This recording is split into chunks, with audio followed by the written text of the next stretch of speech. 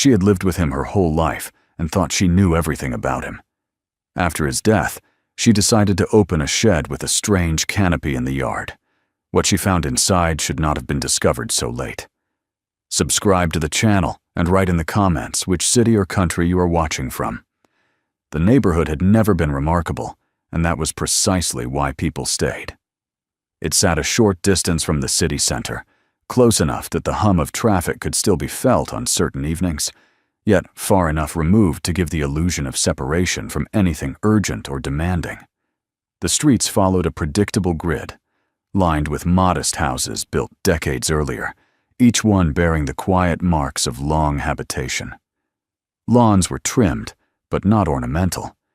Trees had grown tall enough to cast reliable shade, their roots lifting sections of sidewalk in subtle rebellion against order.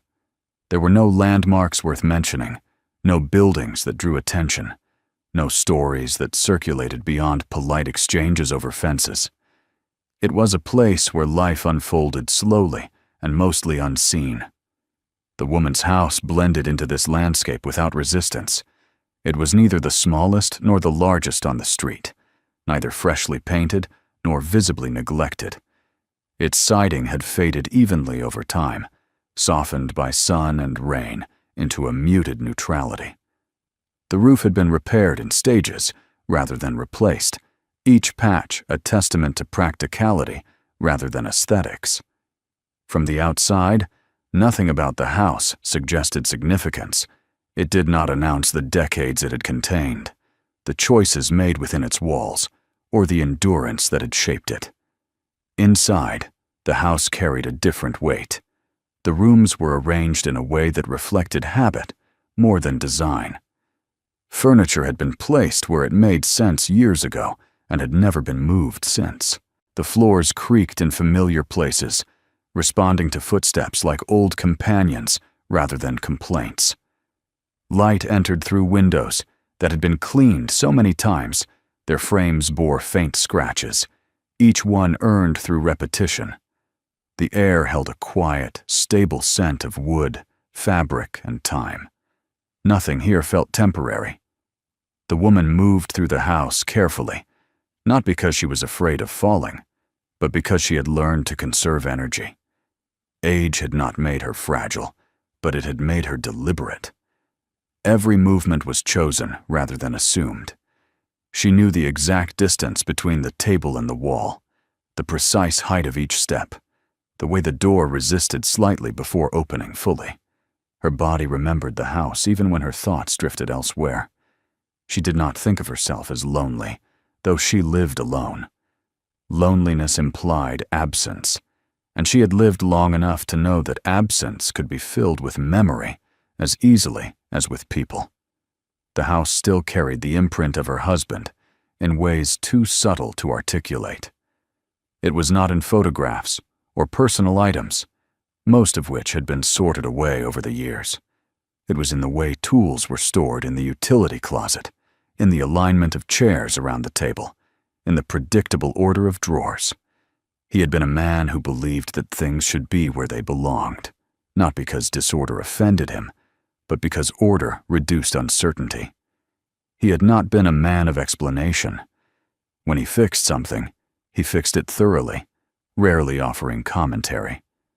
When he made a decision, it was usually final, not because he refused discussion, but because he had already considered the alternatives in silence.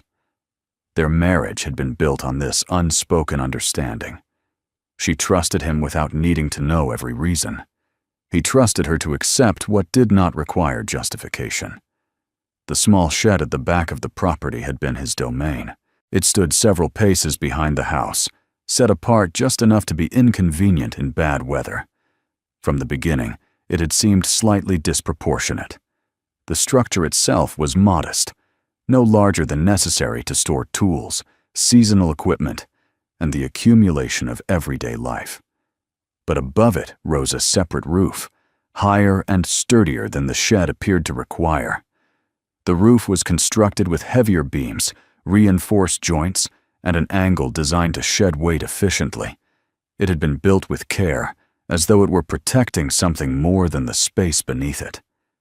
Neighbors had commented on it when it was new. Some had asked why he bothered, why he did not simply extend the house or build a simpler storage space. He had smiled politely and said it was better that way. The explanation had never gone further. Over time, the roof became just another feature of the yard, an oddity that lost its novelty through familiarity. During their years together, the shed had been used in the most ordinary ways. Tools were hung on hooks, boxes stacked against the walls, old furniture placed there temporarily and then forgotten. The woman had gone in and out of it countless times without thinking twice. It had smelled of oil, dust, and wood, the expected scent of a space devoted to maintenance rather than living. Nothing about it had suggested importance. When her husband died, the shed changed without physically changing at all. There was no conscious decision to avoid it. It simply became a place she no longer entered. The rest of the house had demanded her attention in the days that followed. There were arrangements to be made, people to see, decisions to finalize. The shed remained closed, not because it was locked, but because nothing compelled her to open it. Years passed in this quiet pattern. The neighborhood aged with her. Some houses changed owners, others did not. Children moved away, new families arrived, routines adjusted without drama. The woman's days settled into a rhythm defined by familiarity. She woke early, ate simply, took short walks when the weather allowed, and spent long afternoons reading or sitting in stillness. The past did not intrude aggressively. It rested nearby, accessible but contained. The shed stood untouched, its roof darkening slightly with age, but remaining sound. Occasionally, as she worked in the yard or looked out a window, her eyes would pass over it without lingering. It existed at the edge of her awareness, present, but unexamined. It was only much later, when time began to press more insistently, that the shed returned to her thoughts with any clarity. The realization did not arrive suddenly. It grew slowly, shaped by small moments that accumulated unnoticed. She found herself pausing longer when climbing stairs, resting her hand against the wall as if measuring something unseen. She noticed how often she reviewed old documents, how frequently she considered what would remain after she was gone. These thoughts were not morbid. They were practical, grounded in the understanding that life did not conclude abruptly for most people. It narrowed. One afternoon, while sorting through a drawer in the living room, she came across a set of keys she had not handled in years. They lay tangled together, dull from disuse, their purpose no longer immediately obvious. She separated them carefully, recognizing each by shape and weight, until only one remained unfamiliar in her hand. It was small, unmarked, heavier than it appeared. She knew what it belonged to before she consciously acknowledged it. The shed had not been opened since the day of the funeral. She could not remember making that decision. It had simply happened, folded into the new shape of her life. Standing there with the key resting in her palm, she understood that this avoidance had become its own form of meaning. The house around her felt unchanged, yet something within it had shifted. The silence carried a different tone, less protective and more expectant. She placed the keys back in the drawer, but the awareness remained. The shed was no longer just a structure behind the house. It was a boundary she had drawn without realizing it, separating what had been lived from what had not yet been understood. That evening, as the light faded and shadows lengthened across the yard, she stood at the kitchen window and looked toward the back of the property. The shed was partially obscured by the angle, its roof visible above the fence line, steady and unmoved. For the first time in years, she allowed herself to look at it directly, not as an extension of habit, but as an object of consideration. She did not feel fear. What she felt was a quiet unease, the kind that accompanies unfinished business rather than danger. The shed represented something deferred, a chapter left unread, not because it was forbidden, but because it had been set aside. The night passed without decision. She slept lightly, waking more than once, her thoughts returning to the same image. In the morning, the house resumed its familiar rhythm, yet the awareness did not fade. It remained, steady and patient. By the end of the day, she understood that the shed would not leave her thoughts until she acknowledged it. Whatever waited, there had waited long enough. The house that had held her life for so many years now seemed to guide her gently toward the one place she had avoided, not with urgency, but with quiet insistence. The transition felt inevitable, though she could not yet articulate why. The past had not demanded attention before. Now it did, not loudly, not dramatically, but with the calm certainty of something that had never intended to disappear. The house had outlived many moments. The shed, she realized, had been waiting to be understood. After the thought had settled, it did not loosen its grip. The shed did not intrude on her days as an obsession, but it accompanied her with the quiet persistence of something unfinished. It appeared in the pauses between actions, in the moments when her hands rested without purpose, when her eyes lingered on nothing in particular. She had learned over the years that these were the moments when truth tended to surface, not in declarations, but in repetition. Life after her husband's death had not fractured. It had narrowed. The first year had been marked by tasks that demanded attention and decisions that had to be made regardless of grief. Papers were signed, accounts adjusted, belongings sorted with a practicality that surprised her. Friends and relatives had visited, their concerns sincere but finite. Eventually, the visits stopped. The phone rang less often. The world resumed its pace, leaving her in place. What followed was not emptiness, but a quieter form of living. Days passed with minimal distinction between them. She rose early out of habit rather than necessity. Meals were prepared simply, more for sustenance than enjoyment. She maintained the house not because she expected company, but because order felt like a form of respect for the life that had been lived there. The yard was kept trimmed, the fence repaired when needed, the small routines of ownership continuing without question. Her body, however, had begun to assert itself in ways that could not be ignored. There was a stiffness in the mornings that took longer to ease, a fatigue that arrived without warning and lingered without apology. She did not speak of it to anyone. It was not illness, only time, and she had no interest in dramatizing it. Still, the awareness shaped her choices. She planned her days more carefully, allowing for rest, avoiding unnecessary exertion. The future no longer stretched outward. It curved inward, asking to be considered rather than anticipated. It was this awareness that led her to begin sorting through the house in earnest. Not a thorough cleaning, not a purge, but a deliberate examination of what remained. She approached it slowly, one room at a time, allowing herself to sit with objects before deciding their fate. Some things were easy to discard, others demanded attention, pulling memories to the surface with surprising clarity. She found herself holding items she had not touched in years, remembering not just their origin, but the circumstances that had surrounded them. There was no urgency in the process, yet it carried a quiet weight. She understood, perhaps for the first time, that these choices were not merely about space, they were about narrative. What would remain after her was not just what she left behind, but what she chose to acknowledge. As the days passed, her awareness of the shed sharpened. It became the one place she had not addressed, the one space that remained untouched by this careful reckoning. She told herself there wasn't reason to go there. The shed contained nothing she needed. It had served its purpose long ago, and whatever remained inside could stay there without consequence. Yet the thought felt increasingly hollow.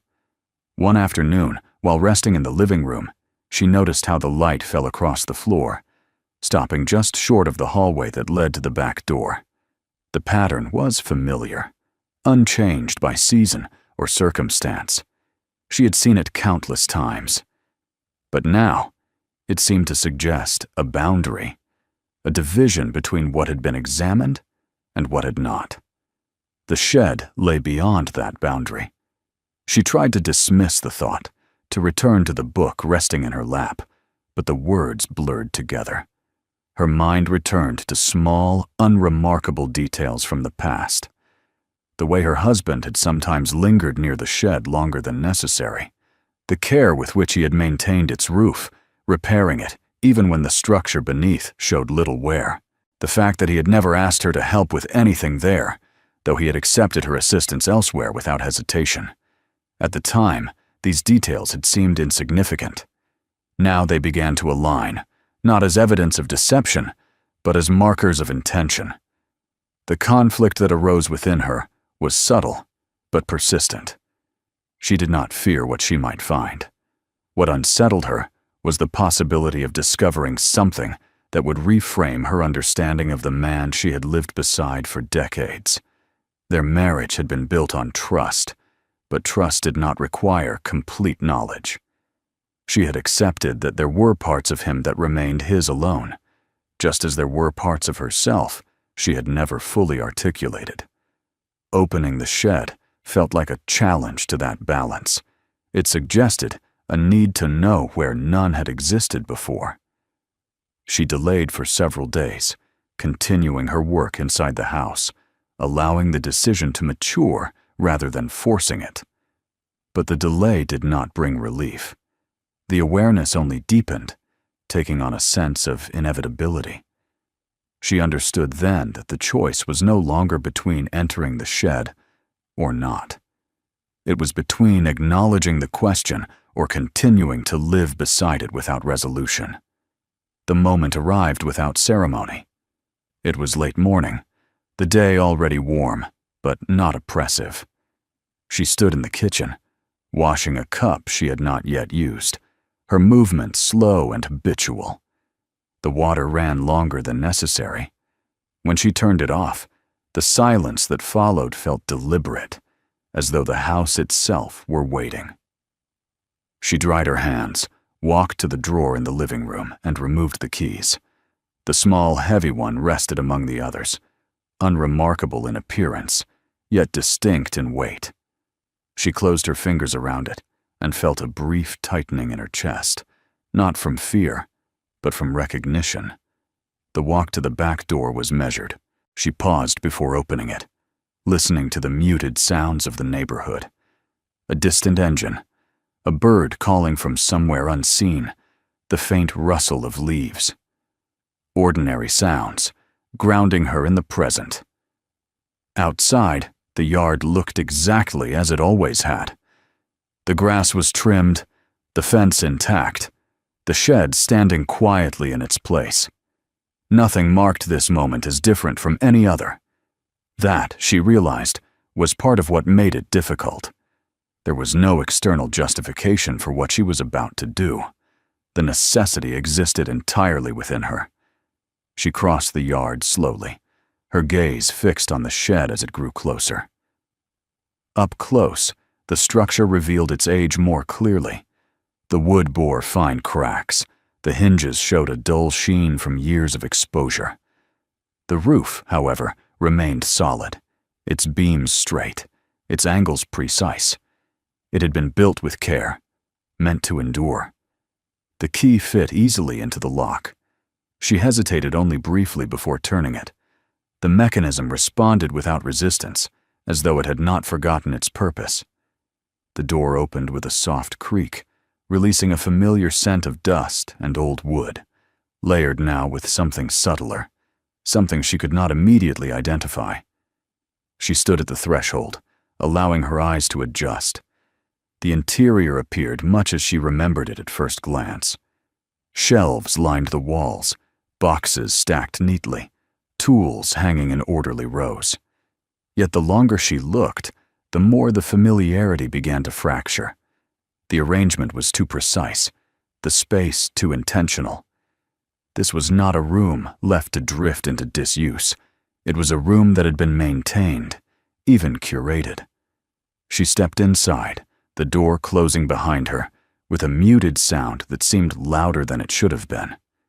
The light filtering through the small window cast long shadows across the floor, revealing patterns she had never noticed before. The boards beneath her feet felt solid, unyielding, carrying her weight without complaint. For the first time since her husband's death, she felt the presence of his absence acutely. Not as grief, but as proximity. The shed was not merely a storage space. It was a continuation of something he had begun, something he had chosen not to share. As she moved deeper into the room, touching familiar objects and pausing before unfamiliar ones, she understood that the decision she had made extended beyond opening a door. She had crossed a boundary she had not known existed, stepping into a part of her shared life that had remained unspoken. The house behind her remained unchanged, holding the memories she had already examined and accepted.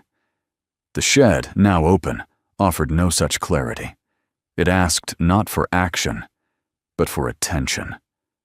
Whatever lay ahead would not announce itself immediately. It would require patience, observation, and a willingness to reconsider what she thought she knew. The decision had been made. There was no turning back, not because the door could not be closed, but because once acknowledged, some questions refused to return to silence. The shed did not feel smaller once she was inside it. If anything, the space seemed to expand the longer she stood there, as though her attention itself altered its proportions. At first glance, everything appeared ordinary enough. The shelves held the same boxes she remembered, some labeled in her husband's careful hand, others left unmarked because their contents had once been obvious to both of them. Tools hung where they always had, aligned by size and function. A folded ladder leaned against the far wall. Nothing announced itself as strange. And yet, something was wrong.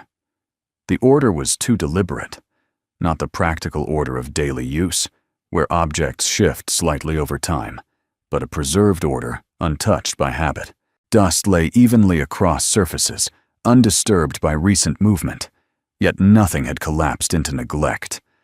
The boxes were aligned with a precision that felt measured rather than convenient. The space did not carry the casual disarray of a room that had simply been abandoned. It felt held. She moved slowly, letting her eyes travel along the walls, her mind quietly comparing memory with reality.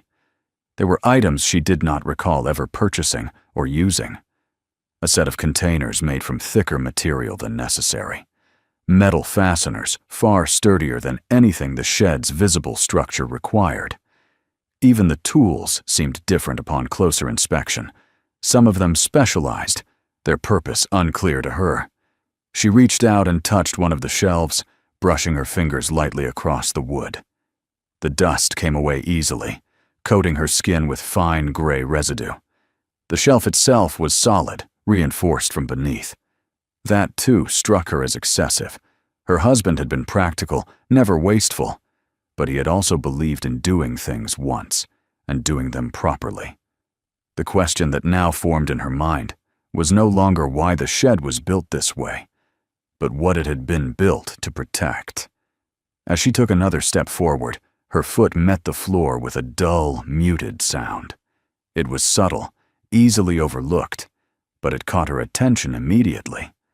She shifted her weight, testing the board beneath her. The sound repeated, different from the hollow creak she expected, more restrained, as though the space below absorbed rather than echoed the impact. Her breath slowed. She told herself it was nothing, that years of disuse could alter the way wood responded. Still, she crouched slightly, placing her palm against the floor. The surface felt cool and firm, more so than the surrounding boards. She pressed again, harder this time, and felt a faint resistance that did not align with the shed's simple construction. She straightened slowly, her pulse quickening, not from fear, but from recognition. This was not a place altered by chance. She began to move things aside, carefully, deliberately. Each box was lifted and set down with care, its weight considered, its placement noted. Beneath a stack of old crates, she found boards laid more closely together than the rest, their seams tighter, their alignment too precise. They did not shift when she nudged them with her foot. They were fixed. The realization settled gradually, bringing with it a strange calm. Her husband had not simply used this shed, he had prepared it. She knelt now, ignoring the protest in her joints, and ran her fingers along the edge of one of the boards. There was a faint outline there, almost invisible beneath the dust, where the wood met metal. She brushed more dust away, revealing a narrow seam, clean and intentional. A hatch. The word formed in her mind before she fully accepted it. She sat back on her heels, studying the space before her, the implications unfolding slowly. This was not something added in haste or desperation. The craftsmanship alone spoke of planning. The hatch had been integrated into the structure, concealed beneath layers of ordinary use, hidden in plain sight. For a long moment, she did nothing. The shed was silent around her, the air unmoving. She felt no urgency to act. Instead, she allowed herself to sit with the knowledge, to let it take shape without resistance. Her first thought wasn't betrayal, it was trust. He had chosen not to tell her, but he had also chosen not to destroy what lay beneath. He had kept it, maintained it, preserved it. And now, after all these years, she was here, exactly where she had been meant to stand. The question was not whether she could open the hatch. The question was whether she should. She rose slowly, moving to the door to let in more light. The afternoon sun angled into the shed, illuminating the floor and casting sharper shadows across the space. The hatch's outline became clearer, its edges undeniable now that she knew where to look. There was no handle, no obvious mechanism. Only a subtle indentation at one corner, easily overlooked unless sought. She returned to it, her movements steady.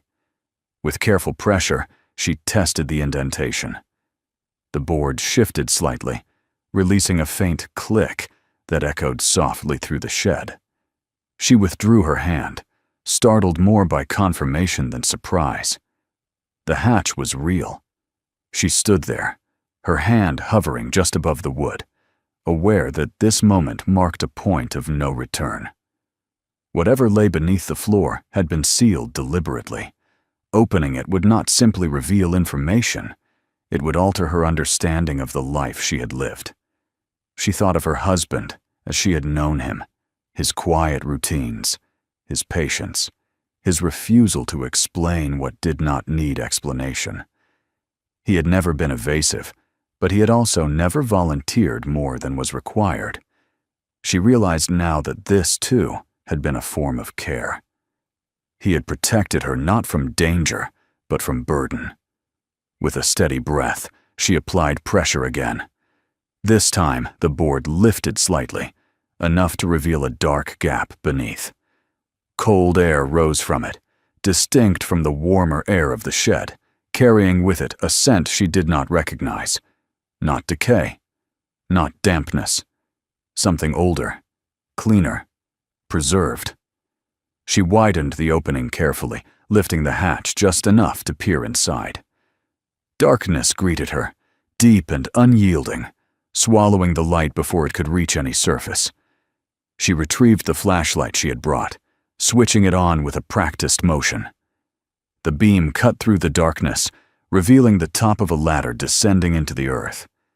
She felt her chest tighten, not with fear, but with the weight of meaning. This was not a cellar dug in haste. The ladder was made of metal, its rungs evenly spaced, its sides anchored securely. It descended farther than she had expected, disappearing into shadow after several feet. She straightened, stepping back from the opening. The shed felt different now, smaller, as though it had surrendered its true purpose. Everything she saw above ground was no longer the focus. The significance lay beneath. She considered closing the hatch, sealing it again, pretending she had not seen it. The thought lasted only a moment. Even if she never descended, the knowledge would remain. The space below existed whether she acknowledged it or not. The silence pressed in around her, broken only by the distant sounds of the neighborhood beyond the shed walls. Cars passed somewhere far away. A voice drifted faintly on the wind. Ordinary life continued, unaware of what lay beneath this unremarkable yard. She returned to the hatch and lifted it fully, bracing it carefully against the side so it would not fall closed. The opening yawned before her, the ladder inviting without insistence. She knelt again, gripping the top rung to test its stability. It held firm. She did not descend immediately. Instead, she sat on the edge of the opening, her legs folded beneath her, and allowed herself a moment of stillness. She understood now that the shed had never been the destination. It had been a threshold. The life she had lived above ground had been honest, steady, complete in its own way.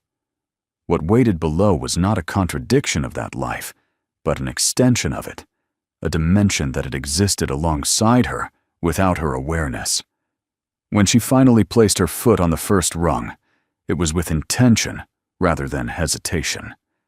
She moved slowly, her grip secure, her breathing measured. The air grew cooler as she descended, the light from above shrinking to a narrow rectangle that framed the ordinary world she was leaving behind. The ladder extended farther than she had anticipated. Each rung brought her deeper, the walls around her revealing themselves as reinforced, smooth, deliberately constructed. This was not a crude excavation. This was architecture. At the bottom, her foot met solid ground. She stepped off the ladder, turning the flashlight slowly to survey the space around her. What she saw did not align with any expectation she might have formed. The room was not small. It opened outward from the base of the ladder, its ceiling high enough that she did not feel confined. The walls were finished, the floor level. Shelving lined one side, tables another. The space was clean, dry, and unmistakably intentional. She stood there in silence, the beam of her flashlight resting on the far wall, her mind struggling not with fear, but with comprehension. This was not something discovered by accident. This was something built to endure. The shed above her remained unchanged, an ordinary structure in an ordinary yard. Beneath it, a hidden room waited patiently, holding whatever truths her husband had chosen to preserve. She had crossed another boundary now, leaving behind the familiar certainty of the surface. Ahead lay a space shaped by decisions she had not witnessed, a chapter of her shared life that had unfolded beyond her sight. She took a step forward, the sound of her footfall echoing softly in the room, and felt the full weight of the realization settle. This place had never been meant to be found casually. It had been meant to be found when the time was right. She stood still for a long moment at the base of the ladder, allowing her eyes to adjust and her thoughts to settle. The beam of the flashlight moved slowly, deliberately, as if haste might fracture something fragile, though nothing here appeared fragile at all. The space was larger than any cellar she had ever known, broader and more carefully proportioned. It did not press in on her. It did not threaten. Instead, it waited. The air was cool but not damp. It carried no scent of rot or earth, only a faint trace of oil and aged wood, the smell of things preserved rather than abandoned. The walls were smooth, reinforced, their surfaces bearing the marks of age without surrendering to it. This was not a place dug quickly or reluctantly. It was a place finished. She took a step forward, then another, listening to the sound of her own movement. Her footsteps echoed softly, confirming the solidity of the floor beneath her. The echo did not linger. It was absorbed, controlled, as if the room itself had been designed to remain quiet. Even sound here seemed intentional. As she moved deeper, the layout revealed itself gradually. Shelving units lined one wall from end to end, their construction simple but precise. The shelves were evenly spaced, anchored securely, bearing boxes and containers arranged with care. A long table stood near the center of the room, its surface clear except for a few neatly stacked items placed at one corner. Chairs were positioned nearby, not casually, but as though they had been used and then returned to their place. She lowered herself into one of them, surprised by how steady it felt beneath her weight. The act of sitting grounded her, reminding her that despite the unfamiliarity of this place, she remained herself. An older woman in a room beneath her own yard, holding a flashlight and trying to understand the shape of a life she thought she already knew. The table bore faint scratches, marks of repeated use rather than neglect. This had been a workspace, not a hiding place in the desperate sense, but an environment intended for sustained activity. The realization unsettled her more than any fear might have. Whatever her husband had done here, he had done it patiently, over time. She rose and approached the shelves, examining the containers one by one. Some were labeled, others not. The labels were written in the same careful hand she recognized from old notes and receipts. Dates appeared on many of them, spanning years rather than weeks. This room had not been prepared in a single effort. It had evolved. She opened the first container slowly. Inside were documents, stacked neatly and bound with string. The paper was yellowed but intact, protected from moisture and decay. She lifted one carefully, reading the first few lines. They were not personal letters, nor were they mundane records. They were observations, notes written without sentiment, focused on facts, patterns, connections. She read a few pages, then set them down, her mind already racing ahead. These were not the writings of a man indulging in secrecy. They were the writings of a man documenting something he believed mattered. She moved to the next container, then the next, opening each with the same careful attention. Maps appeared among the papers, some old, some annotated. Diagrams followed, their lines precise, their annotations measured. She recognized parts of the neighborhood, landmarks she passed daily without thought. Streets, parcels of land, boundaries that had shifted over time. Beneath them, notes traced changes, transfers of ownership, developments that had erased what came before. The scope of it began to emerge slowly, too slowly to be grasped all at once. Her husband had been studying the land beneath their feet, not as property, but as history. He had traced its lineage backward, uncovering layers of ownership and use that had been overwritten by progress and bureaucracy. What had once belonged to someone else had been absorbed, repurposed, forgotten. She felt a quiet chill that had nothing to do with temperature. In one of the boxes, she found a bundle of older papers, their edges more brittle than the rest. These were not her husband's notes. The handwriting was different, older, more ornate. Letters addressed to no one she recognized. Official documents bearing seals she had never seen. References to holdings that no longer existed in any visible form. She sat again, spreading the papers across the table, arranging them instinctively into groups. Patterns began to form. Dates aligned. Names repeated.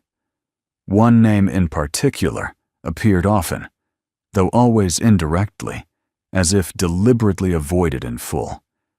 Initials replaced it in many places, accompanied by a simple geometric mark drawn in the margins. The mark stirred something in her, though she could not have said why. It was not familiar, but it carried weight, the way a signature does.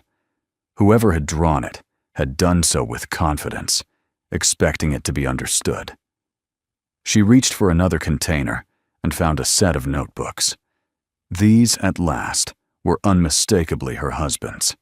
The covers were worn, the pages filled with his precise handwriting. She opened the first and read slowly, allowing herself to follow his thoughts as they had unfolded.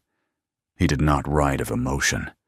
He wrote of discovery, of finding inconsistencies in land records, of noticing gaps where ownership should have been clear, of uncovering references to a man whose presence had shaped the area long before the neighborhood existed, and whose disappearance had been both sudden and thorough. Her husband wrote of restraint, of choosing not to pursue certain questions publicly, of understanding that some truths, once exposed, could not be easily contained. He wrote of responsibility, though he never used the word directly. Instead, he spoke of weight, of carrying knowledge that altered the way one moved through the world. As she read, she began to understand the nature of the room she stood in. This was not a refuge.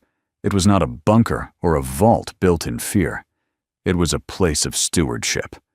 The room had been constructed to protect information, to preserve continuity. It was insulated not just from the elements, but from time itself. The ventilation system hummed softly when she tested it, the sound barely perceptible, evidence of careful engineering. Lights responded when she flipped a switch, bathing the room in a steady glow that softened its edges. She moved through the space with growing familiarity, noting details she had missed at first. The way the shelves were numbered discreetly, the way the table was positioned to maximize light, the way the ladder was aligned with the center of the room, as if marking an axis rather than an entrance. Her husband had not simply stumbled into this role, he had accepted it. One section of the room appeared set apart from the rest. The shelving there was heavier, the containers more secure. She approached it slowly, aware that this might represent a deeper layer of the story she was uncovering. She opened one of the containers and found more documents, these sealed and formal. Legal language filled the pages, dense and exacting. She did not understand all of it, but enough emerged to clarify the shape of what lay beneath their yard. This land had once been part of something far larger. The man whose initials appeared throughout the archive had owned not just this parcel, but vast holdings that extended well beyond the boundaries of the modern neighborhood. Industries, properties, enterprises that had shaped the region's growth had once traced back to him. And then he had vanished. Not died, at least not publicly. There was no record of his death, no transfer of wealth recorded in the usual ways. Instead, there was silence. Assets dissolved into trusts. Properties were abandoned strategically. Ownership passed through intermediaries until the origin was obscured. Her husband had not created this disappearance. He had uncovered it. The room, she now realized, predated him. The reinforced walls, the integrated systems, the precision of its construction all pointed to an earlier origin. He had not built it from nothing. He had found it, recognized its purpose, and chosen to maintain it. That choice carried more weight than any action he might have taken. He could have exposed what he found, sought profit or recognition. Instead, he had preserved it, adding his own layer of documentation, his own effort, his own silence. She closed the notebook slowly, feeling a quiet ache settle in her chest. This was the part of him she had never known, not because he had hidden it out of distrust, but because it belonged to a different dimension of responsibility. He had lived above ground with her, sharing meals, routines, and ordinary concerns. Beneath that life, he had carried something heavier, something he had chosen not to burden her with until the time was right. She understood now that the time had arrived not because she was strong enough, but because there was no one else left to carry it. She moved to the far end of the room, where a small cabinet stood apart from the rest. Inside were personal items, not sentimental objects, but practical ones. A watch, A pen. A set of keys she did not recognize. They had been placed there deliberately, not stored away, but kept ready. She felt the room settle around her, its presence no longer alien. It did not demand action. It offered context. The life she had lived above ground had been honest and sufficient. The life preserved below added depth, not contradiction. When she turned back toward the ladder, she did so with reluctance, aware that leaving the room would not undo what she had learned. The knowledge would follow her, reshaping her understanding of the past in quiet, irreversible ways. She ascended slowly, emerging once again into the shed, then into the yard beyond. The late afternoon light greeted her without comment. The neighborhood remained unchanged, its calm intact. The shed door closed behind her with the same soft sound it always had. From the outside, nothing had shifted. The roof still stood solid. The yard still looked ordinary. But beneath it, a room waited, holding the accumulated weight of choices made long before she had arrived and long after she would be gone. And now she knew that her husband had not been its creator, but its guardian. The understanding followed her back into the house, settling into the spaces she knew so well, preparing her for what still lay ahead. She did not return to the room beneath the shed immediately the next day. Knowledge, once acquired, had its own gravity, and she felt its pull even as she moved through the familiar rooms of the house. The kitchen, the hallway, the living room where light fell in predictable patterns, all seemed unchanged, yet each carried a subtle difference, as if the walls themselves had absorbed what lay beneath the ground. She moved more slowly than usual, not because of fatigue, but because haste felt inappropriate. What she had uncovered did not demand speed. It demanded care. When she did descend again, it was with intention rather than curiosity. She brought with her a notebook, a pen, and the quiet resolve of someone prepared to read without flinching. The ladder welcomed her weight without protest, the room below responding with the same controlled stillness as before. This time, she did not pause to orient herself. She knew where to go. The cabinet at the far end of the room drew her attention first. The personal items inside it had lingered in her thoughts through the night, not because they were mysterious, but because they were intimate. She opened the cabinet and removed the watch, turning it over in her hands. It was older than she had realized, its casing worn smooth by years of use. The time it displayed was wrong, frozen at an hour that meant nothing to her, yet she felt certain it had once meant something to him. She set it aside carefully and took the pen next, its weight familiar, its grip shaped by the same fingers she had watched write shopping lists and notes left on the counter. The keys puzzled her most. They were not labeled, yet each was distinct, crafted for a specific purpose.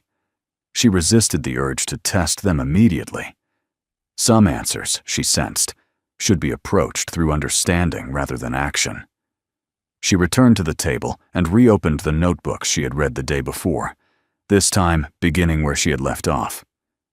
Her husband's handwriting flowed across the pages with steady restraint. He wrote as he had lived, without embellishment, allowing facts to speak for themselves. As she read deeper, the shape of his choice became clearer. He had not stumbled upon the hidden room by accident. He had found references to it while researching the land, tracing the anomalies in ownership and documentation that had first caught his attention. At the time, the discovery had been academic, a curiosity pursued during quiet evenings. When he realized that something physical might still exist beneath the property, he had approached it cautiously, verifying, cross-referencing, confirming before ever breaking ground. His notes detailed that moment with remarkable restraint. There was no excitement recorded, no triumph, only the acknowledgement that what he had found was not simply an artifact of history, but a responsibility that extended forward. He wrote of standing where she now stood, of understanding that exposure would bring consequences he could not fully predict. The documents that followed deepened that understanding. She spread them across the table, aligning dates, comparing handwriting, tracing the path of decisions that had begun long before her own life intersected with this place.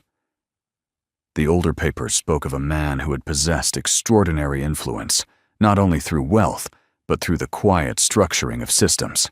He had owned land, industries, resources that fed into the growth of the city. And then, at the height of that influence, he had chosen absence.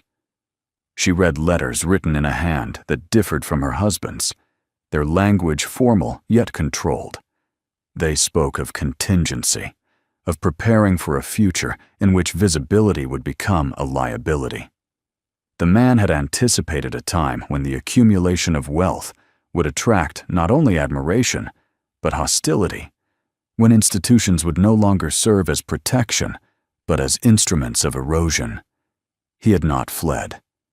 He had retreated. Her husband's notes acknowledged this without judgment.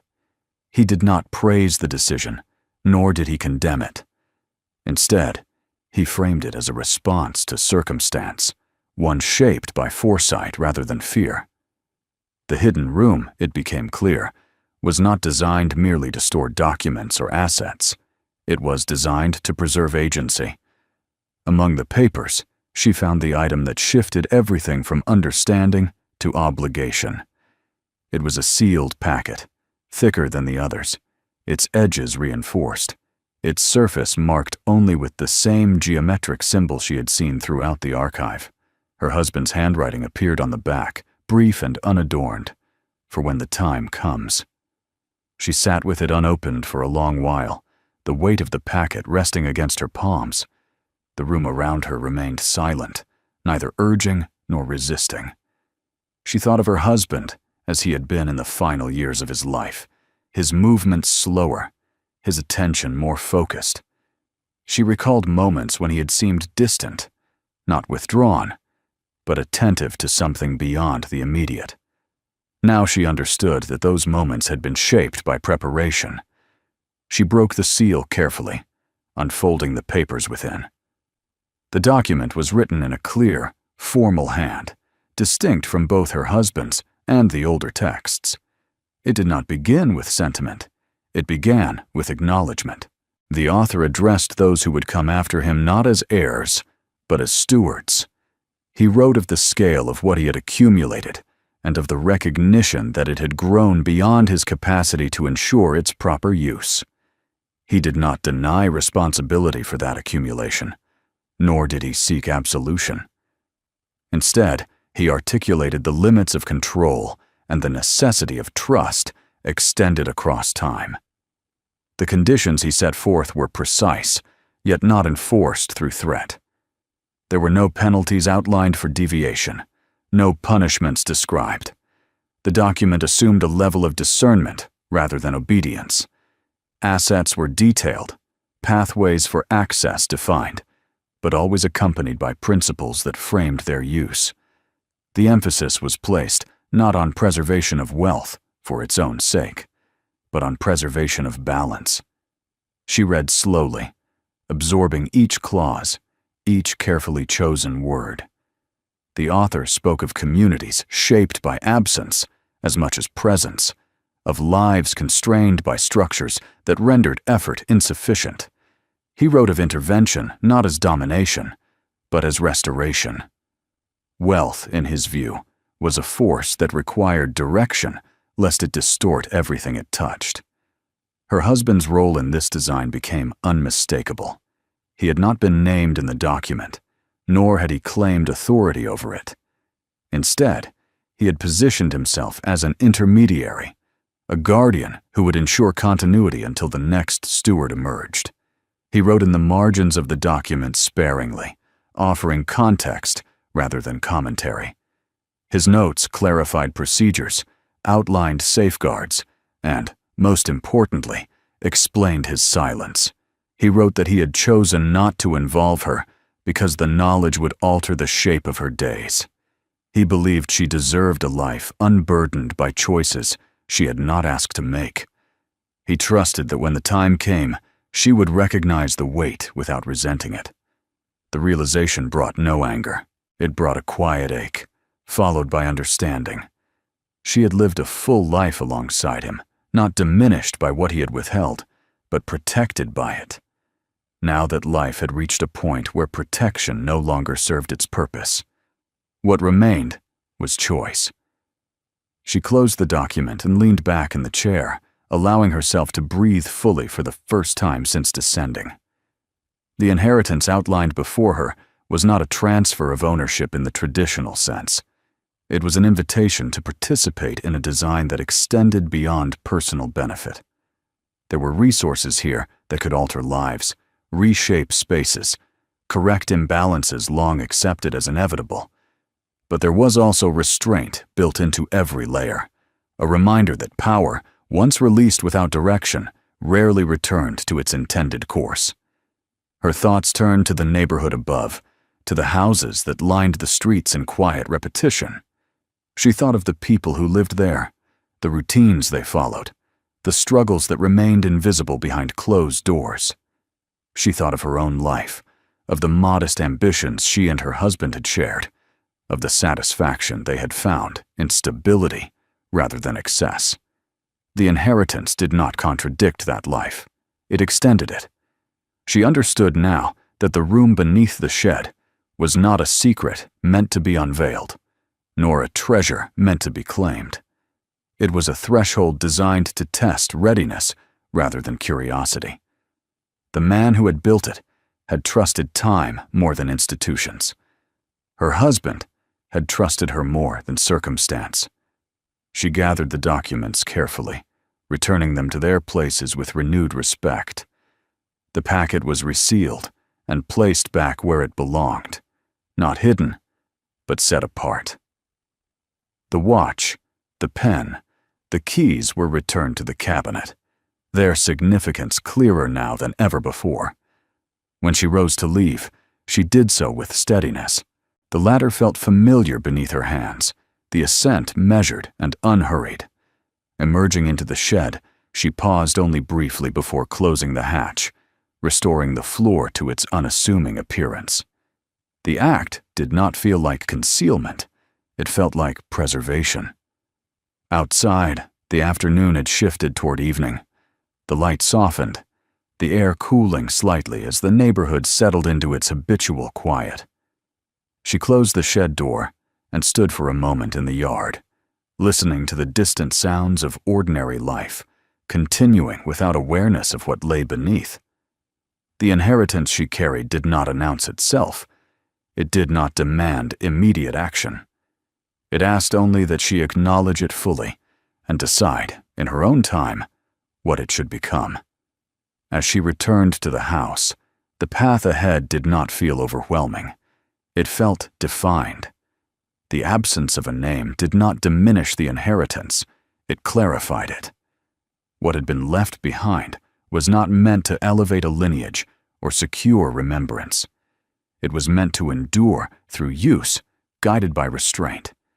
The understanding settled into her with surprising gentleness. She had not been chosen by chance. She had been chosen by readiness. She did not descend into the room beneath the shed the following morning. The knowledge she carried no longer pressed urgently against her thoughts, demanding attention. Instead, it settled into her with a steady, grounding weight, like something that had finally found its proper place. For the first time in many years, she woke without the faint sense of unfinished business that had accompanied her days. The house greeted her as it always had, but she moved through it differently now, with an awareness that extended beyond walls and rooms, beyond the visible boundaries of her life. The neighborhood woke slowly around her. Doors opened, engines started, footsteps crossed driveways. Ordinary sounds marked the passage of another day. She watched them from the kitchen window, her hands resting on the edge of the counter, her thoughts moving quietly. Nothing above ground had changed. The houses remained modest, the street unremarkable, the rhythms familiar. Yet she knew that the meaning of this place had shifted irrevocably for her. The land beneath her feet was no longer just a foundation. It was a continuation. She spent the morning attending to small tasks, not because they required attention, but because routine offered clarity. She watered the plants along the fence, repaired a loose hinge on a cabinet door, sorted a stack of old papers she had set aside weeks earlier. Each action felt deliberate, measured against a new understanding of time. She was no longer simply passing through her days. She was preparing. As the afternoon approached, she returned to the shed, not with uncertainty, but with familiarity. The structure stood unchanged, its roof still bearing the marks of careful construction, its presence quiet and unassuming. She unlocked the door and stepped inside, the space greeting her without resistance. This time, she did not pause to observe the ordinary contents. Her movements were purposeful, guided by memory rather than discovery. She opened the hatch and descended once more into the room below. The space welcomed her as it had before, its order intact, its silence steady. She did not sit immediately. Instead, she walked the perimeter slowly, her hand trailing along the reinforced walls, feeling the solidity of what had been built. This place had been designed to outlast not only its creator, but its first guardian as well. Now it belonged to her, not as possession, but as charge.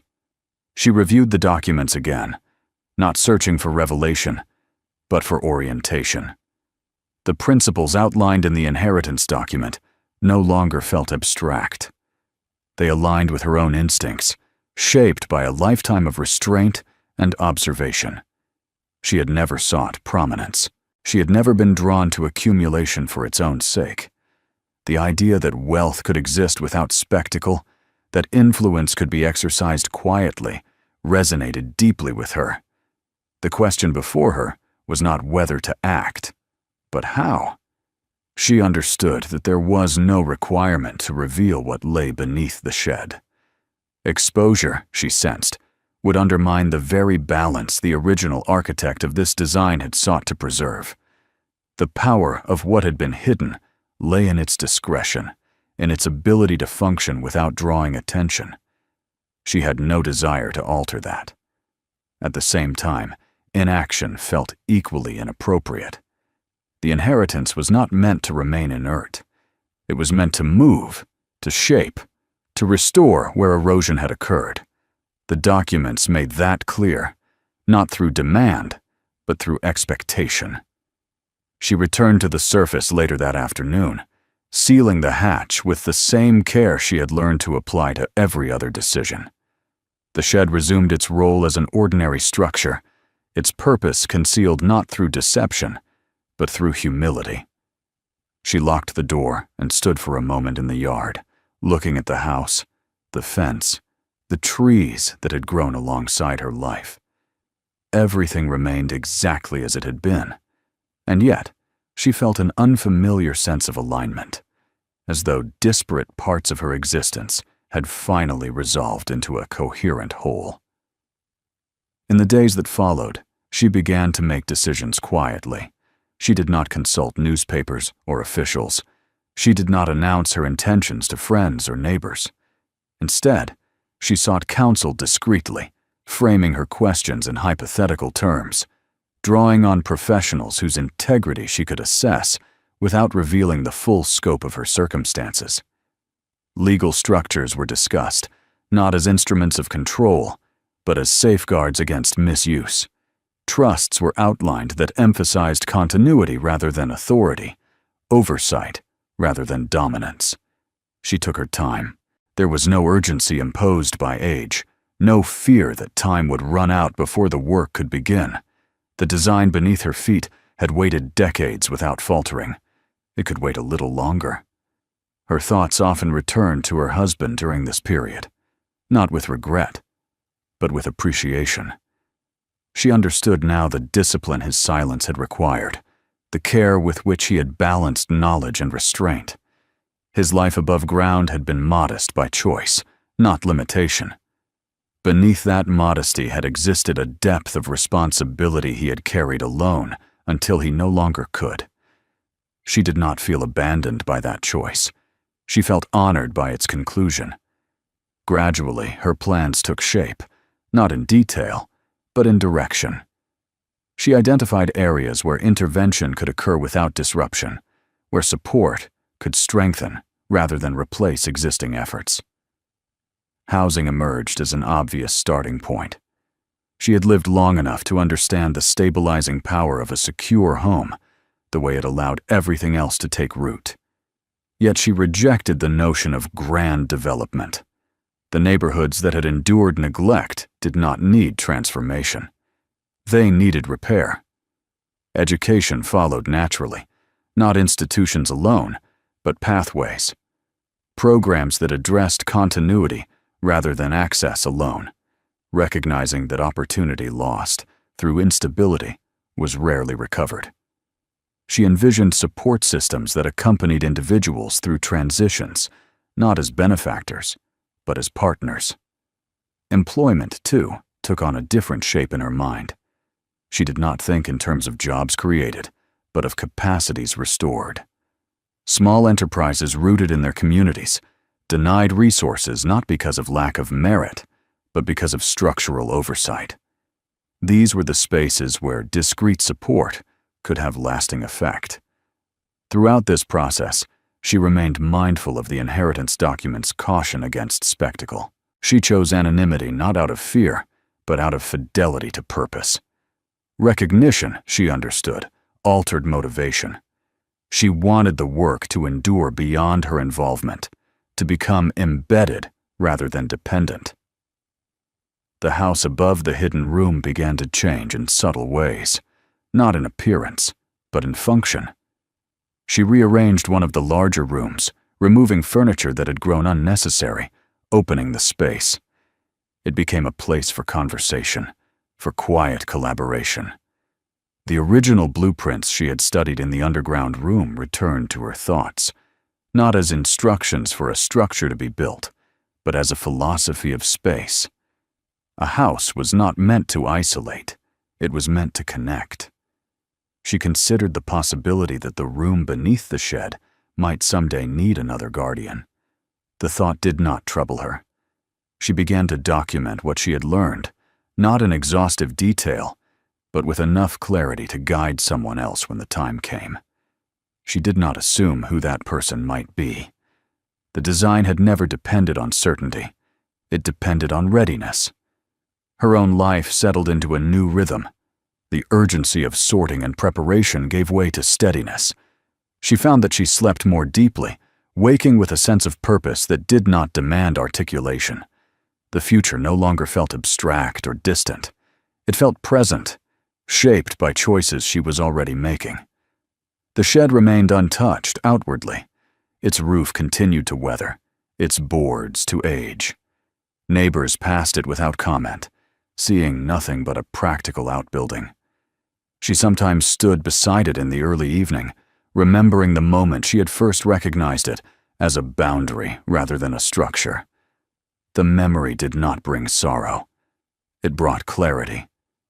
She understood now that silence was not absence, it was space. The room beneath her yard did not need to be filled with people or noise to fulfill its purpose. It needed only to remain intact, both physically and philosophically. It was a reminder that some designs were meant to operate beneath the surface, shaping outcomes without demanding acknowledgement. As time passed, the effects of her decisions began to manifest quietly. Projects stabilized, partnerships formed. Support reached places it hadn't before, without fanfare or attribution. She observed these developments from a distance, resisting the impulse to intervene unnecessarily. The measure of success, she believed, was sustainability without supervision. Her own role gradually diminished, not through withdrawal, but through completion. Systems she had helped establish no longer required her input. That, she recognized, was the truest validation of the inheritance's design. The house, the shed, the hidden room beneath them all remained. They formed a continuum rather than a hierarchy, each layer supporting the next. Past and future met there, not in conflict, but in alignment. In her final years, she did not wonder what legacy she would leave. The question no longer felt relevant. Legacy implied recognition, a marker left behind. What mattered to her now was continuity, the quiet assurance that what had been entrusted to her would persist without her. On evenings when the light softened and the neighborhood settled into its familiar calm, she would sit by the window and watch the ordinary world continue. She felt no urge to reveal what lay beneath that ordinariness. Some truths gained strength from remaining unspoken. The silence that remained was not empty. It was full of intention, of work done without display, of responsibility carried forward without name. The shed stood as it always had, modest and overlooked. Beneath it, the room waited, not for discovery, but for continuation. And above it, the house held a life that had come full circle, grounded not in what had been found, but in what had been understood. The land that had once seemed unremarkable had fulfilled its purpose. It had waited. It had revealed itself.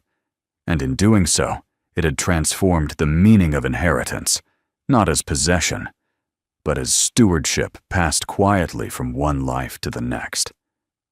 If this story stayed with you until the end, make sure to subscribe so you don't miss what comes next. More powerful stories, hidden truths, and quiet discoveries are already waiting in our upcoming videos. Watch the next video now to continue the journey. And if this story meant something to you, share it with someone who loves stories that leave a lasting mark.